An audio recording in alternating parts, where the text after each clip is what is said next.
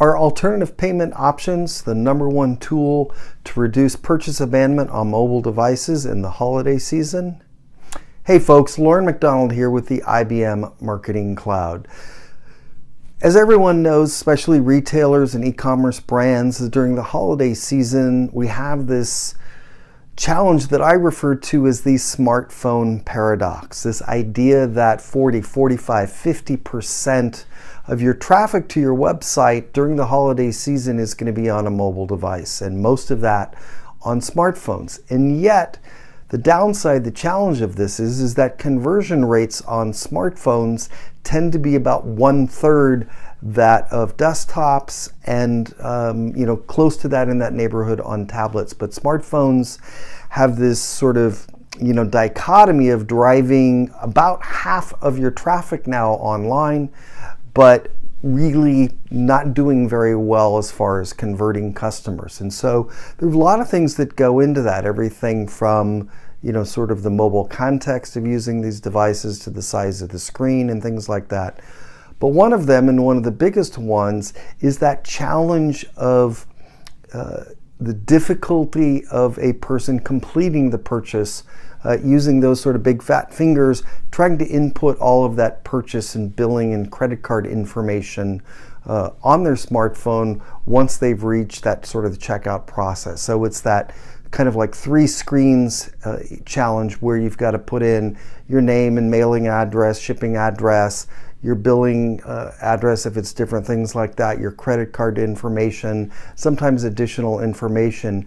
And for most of us on sort of a small smartphone, that's just too painful, too hard to do. Sometimes if the website is not mobile friendly, it can be really difficult to input that information. Or if you're at a coffee shop or something like that, or some kind of public place, you may not want to pull out your credit card and put that information in. So it's just often not a great user experience. So what smart retailers and e-commerce brands are doing is that they're offering up what I refer to as these sort of alternative payment options. So these are things like PayPal, Visa Checkout, Apple Pay, Amazon Pay, and a variety of other ones that literally all the consumer has to do is input 2 data points, their email address and their password, and all of this other information, the shipping and billing address and the credit card information, is already stored. So it's a really simple purchase process. And so I think this is going to be absolutely critical during the holiday season for people on mobile devices. And so one of the things I want to talk about today is just a couple of tips for using email marketing and mobile channels to help with this process. So when you think about during the holiday season, one of the things that I recommend is that you re-onboard people during that holiday season. So send out an email, let's say during the November timeframe, well before Thanksgiving and stuff, and walking through kind of the different options and things that you're going to offer or do differently during the holiday season, frequency changes, things like gift cards, return policies, things like that, shipping deadlines, but also use this as an opportunity to educate these customers on that you offer these different kind of payment options, and if they don't already use them, how to sign up for them, that type of thing. So make sure you remind them that you offer all these different things. They're going to make it really easy to purchase. By the same token, if you have a mobile app, SMS, or these sort of other mobile channels, think about messaging your customers again as reminders that you offer these things up. Link to a page on your website that provides kind of a customer for your information, FAQ kind of page that sort of walks through these different options and things like that.